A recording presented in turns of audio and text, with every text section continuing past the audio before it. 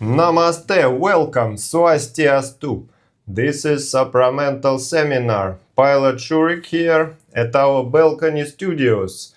And Moroshka somewhere over there, here. Oh, our huge camera installation. Hello. Studying Savitri, by the way.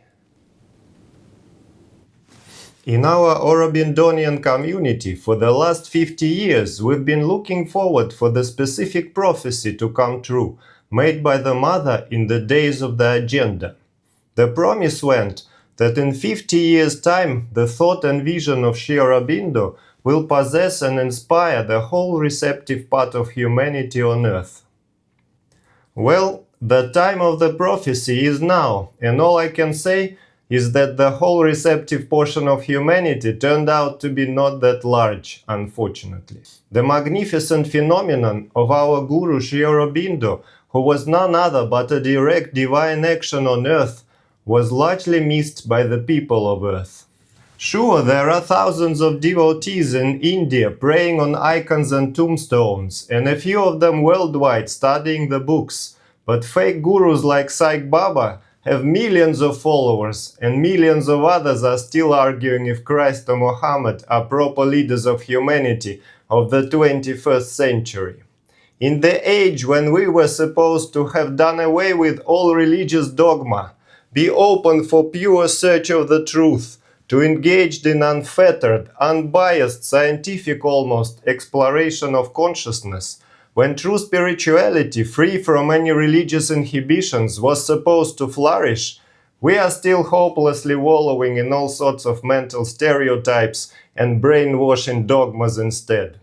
Sri Aurobindo, who was pure light, who is pure light from the highest supreme, whose intellectual genius dwarfs any philosopher before him, who made a new statement of our existence, including the laws of our physical world and the evolution of life and consciousness on earth, who reconciled science and spirituality in a large inevitable synthesis, he still remains largely unknown and unnoticed even by foremost thinkers of our day, if there are any worthy of that title, because 99% of them still think that electrochemical processes in material brain cells generate consciousness same like in computer chips they generate AI. And so also is neglected Sri Aurobindo's major poetic legacy, Savitri, a masterpiece of epic proportions, a shiny monument of comprehensive vision clothed in mantric poetic English of the highest order, completely ignored by modern academia. So, why don't we ask the modern oracle, AI, why Savitri, possessing all the qualities of a masterpiece of poetry, is not part of Western curriculums and is neither taught nor studied in any Western universities worldwide? Remembering that modern LLMs, large language models, are reactive word pattern machines that can easily be biased and swayed by suggestive prompts, we'll start on the safe side and word our prompts very cautiously to avoid nudging the algorithm sideways. So, let's go into the computer, shall we? For the sake of unbiasedness and clarity of the experiment, we'll use not one, but three major AI algorithms, starting with Grok. And should we phrase our prompt like that? Why is Savitri, the poem by Sri Aurobindo, studied or taught anywhere in the universities around the world? Now we go same thing for Google, Gemini, or whatever is it called, and same thing for ChatGPT. Yes, Sri Aurobindo's epic poem is studied and taught in various academic and educational settings around the world, though it's not a mainstream staple in most conventional university literature curricula, like Shakespeare or Milton might be. in Pondicherry University, Nalanda University, other Indian universities, Sri Aurobindo International Center of Education. In summary, while not ubiquitous, we should clarify. So, is it taught or studied or a part of the curriculum in major Western countries like EU, USA, Australia, or New Zealand? And the reply is a resounding no. No, Sri Aurobindo's epic poem Savitri, a Legend and a Symbol is not typically part of the standard curriculum or regularly taught in major universities in Western countries. Its presence in mainstream Western academic programs remains very limited and niche, primarily appearing in specialized or alternative contexts, rather than core literature, English, comparative literature, and blah blah blah. Okay, I guess we are ready for, let's check the Gemini. Yes, Sri Aurobindo studied newest level and present mainstream curricula varies significantly in India. Integral education, Western academia. In the United States, the California Institute of Integral Studies, which is again not the mainstream. Additionally, scholars from Harvard Divinity School have published comparative studies. I think we can apply our second claritative prompt. And the reply, of course, it is not part of standard mandatory English literature or philosophy curricula. And ChatGPT, again, yes, it is studied, but mainly in India. Let's prompt it with our clarification. Okay, ChatGPT saying yes, Savitri is studied in Western academic contexts in EU, USA, but it is not widely part of mainstream undergraduate literature curricula the way Shakespeare or Milton are. Instead, it appears in specialized graduate level courses, research projects, and occasional seminars. Harvard Divinity School again, California Institute of Integral Studies, and other stuff which is not mainstream Western academia, of course. So we are ready for our final prompt. Final prompt. So what is the reason why Savitri is not included in mandatory curricula or taught and studied at all in major mainstream Western universities? The primary reasons why Sri Aurobindo epic poem Savitri and his poetry more broadly is not included in mandatory curricula, blah blah blah, boil down to a combination of academic, cultural, historical, and structural factors. Limited mainstream literature recognition and canon formation. Western English literature departments prioritize works that fit established canons, shaped by modernism, postmodernism, post-colonial theory, and formalist aesthetic criteria, dominant since the mid-20th century.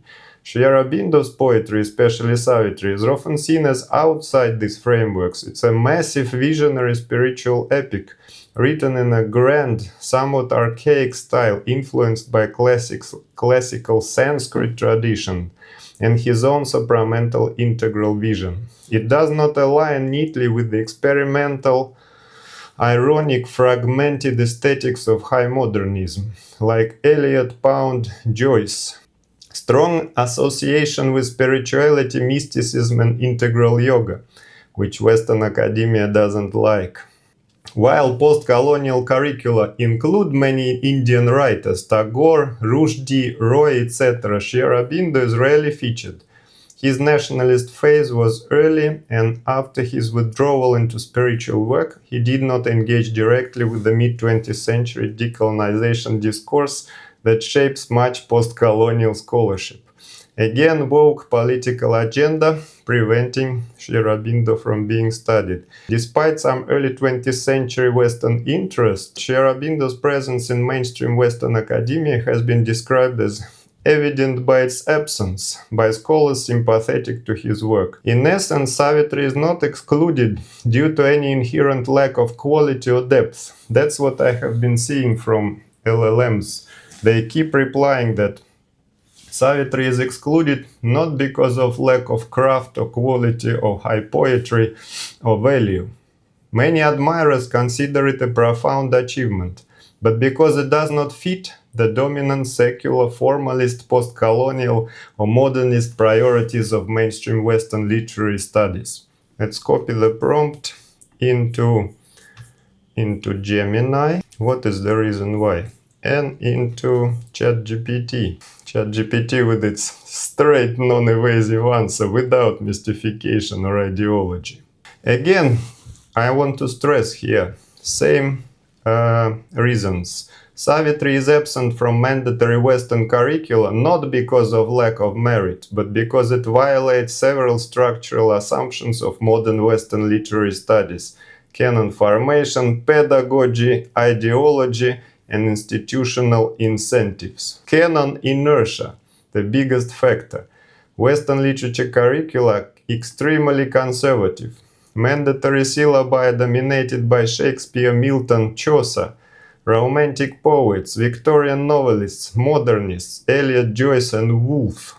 Adding Savitri would require removing something else, and universities are institutionally risk-averse. Savitri has had no strong institutional lobby in Western academia. It does not fit dominant literary frameworks. Modern literary studies emphasize irony, ambiguity, fragmentation, historic materialism, psychoanalysis, post-structuralism, post-colonial critique. Savitri is metaphysical, integral, teleological, unapologetically spiritual, written as visionary epic, not cultural critique.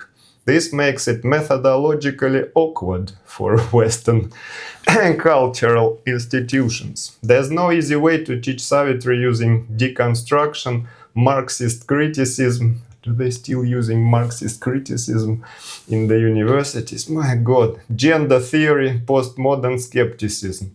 They just don't know how to deal with it. So it quietly gets excluded. Explicit spiritual ontology, also a major barrier. Western universities are officially secular, but not neutral.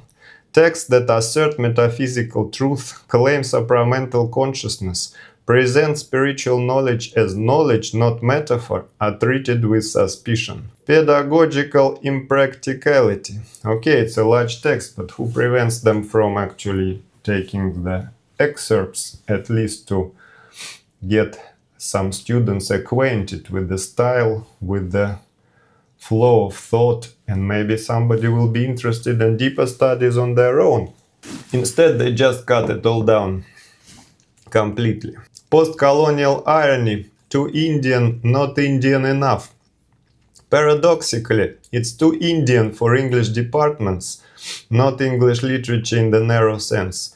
Too English for Indology departments, not Sanskrit, not traditional. So it falls between institutional silos. No modern ideological utility. Whatever the fuck that is. Identity politics, social critique, historical grievance frameworks. I keep forgetting that modern Western universities have gone so woke that they are beyond redemption right now. Savitri serves inner transformation, cosmic evolution, consciousness studies. This gives it no immediate ideological function in modern departments. My God, comparison that exposes the issue with William Blake. Visionary, metaphysical, symbolic. Yet Blake is taught because he fits into English Romanticism, he can be psychologized. he can be historicized. Savitri resists domestication.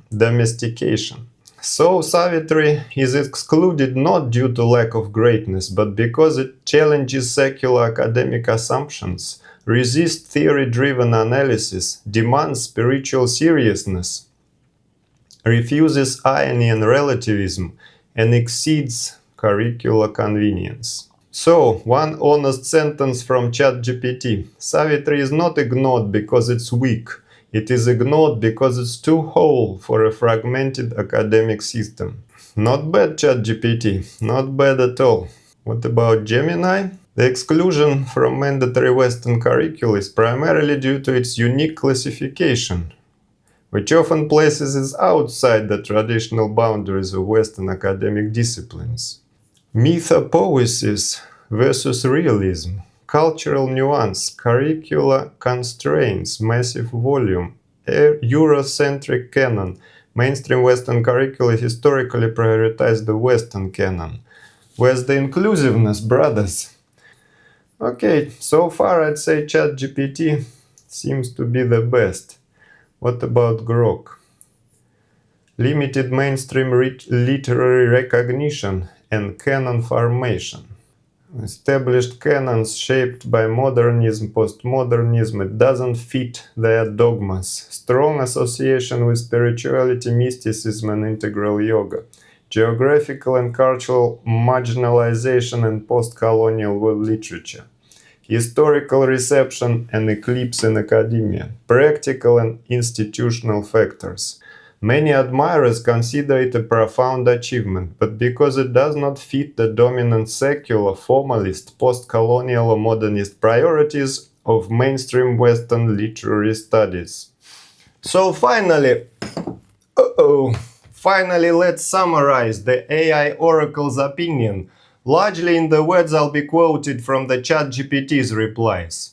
So yes, many readers consider Savitri magnificent in the highest degree, and it isn't widely taught not because of lack of depth or craft, but because it sits outside the dominant academic and cultural frameworks. Even setting philosophy aside, Savitri has qualities that are objectively rare. Syntactic grandeur, reminiscent of Milton, yet more fluid. Lexical daring, new compounds, stretched English, semantic density. Cosmic scale sustained over tens of thousands of lines. Metaphysical seriousness without irony or self-distance. The academia often praises Blake, who was a visionary, Dante, who was theological, Milton, who was cosmic metaphysicist. But all of them are safely dead. Sri Aurobindo is modern, explicit, intellectually formidable, spiritually uncompromising. That makes him so much harder to dissect, formalize, and neutralize. If Savitri had been written in the 17th century, it would be endlessly quoted, footnoted, fought over, central to curricula. Written in the 20th century, though, it arrived after the West lost confidence in metaphysics. So yes, Savitri is genuinely magnificent. It isn't widely thought not because it lacks greatness, but because it refuses the assumptions modern literary institutions are built on: skepticism, reductionism, and speed. Let's challenge the assumptions, guys. Let's study Savitri.